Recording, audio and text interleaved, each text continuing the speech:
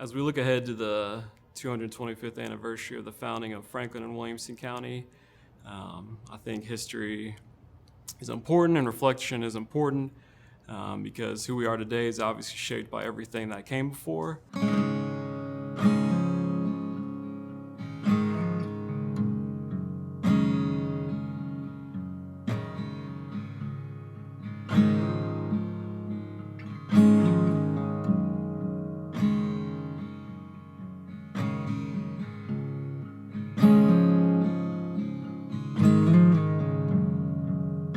Franklin Methodist had two pretty big moves in the 1800s. Around 1830, we moved into a brand new building over on the corner of 2nd Avenue and Church Street, and it was a two-story building. We were in that building for almost 40 years. In 1860, right before the Civil War, the census told us that there were over 12,000 enslaved people in Williamson County, and there were only 11,000 white folks. Now, what is this a sign of? There's great wealth here, and the wealth is in owning human beings. We're a great agricultural center. We were one of the largest producers of grain and animals, and a lot of farms produce money, but their main money was raising African Americans and selling them further south. We had, if you look in that census that year, there's about 5 slave traders living in Williamson County at that time. So it was a business. Tennessee was occupied in 1862 by the federal forces, and that meant Franklin was occupied. They stationed federal soldiers here in town.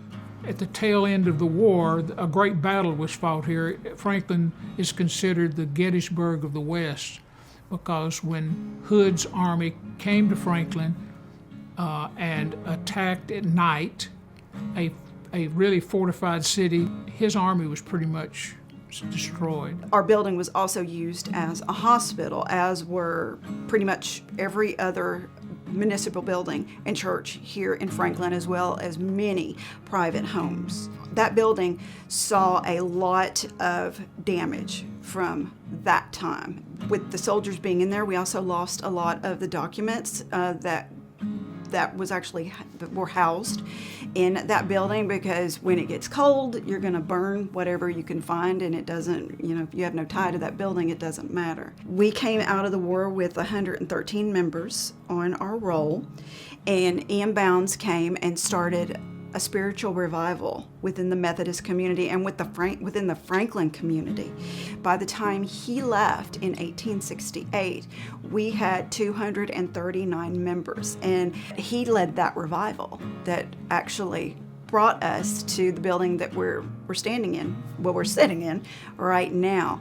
So I think taking the opportunity to reflect and to remember these, again, historical people and the industries and communities that shaped us, kind of center us to better understand who we are, the good, bad, and the ugly, as they say, was all brought to the present by people in the past, and what we're doing today will shape that future.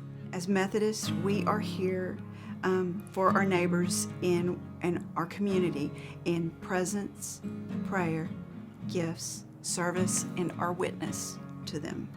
I think there are people all through our history who have done remarkable things to keep the church going, to remind people what we are here for, and for that to continue on.